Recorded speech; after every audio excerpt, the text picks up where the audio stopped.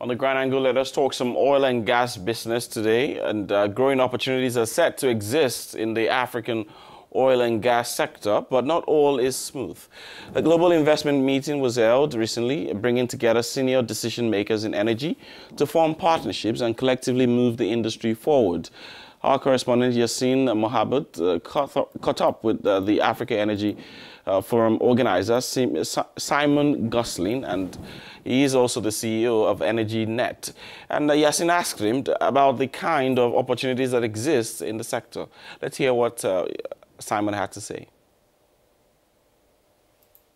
These are deals between developers and business, deals between developers and governments. Focused, last year I think the predominant volume of deals came from companies that were selling to bigger companies. So you have the huge international energy companies coming in and buying the smaller renewable companies because that's where they see their business moving to.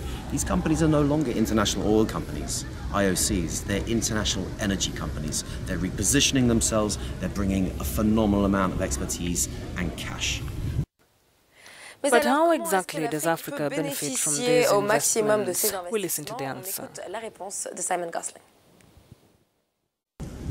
Africa is benefiting because the next liberation of the continent is through energy access.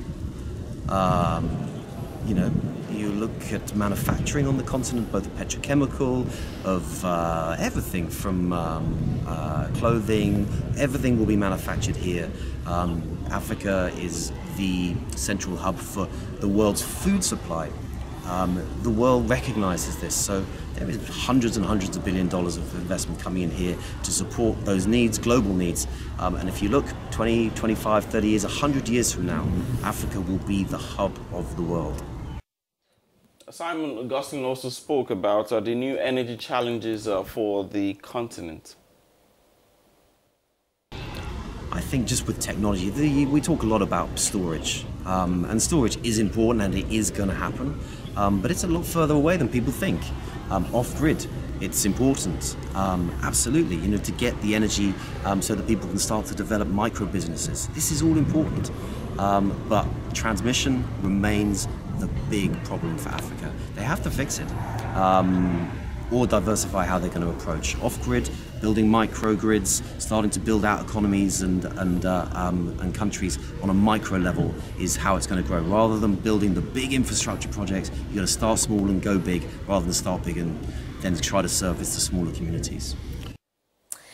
How far do you think Africa will progress in the next 20 years, say, 2040, for example? We also listen to this answer. The opportunity here on the continent is so great.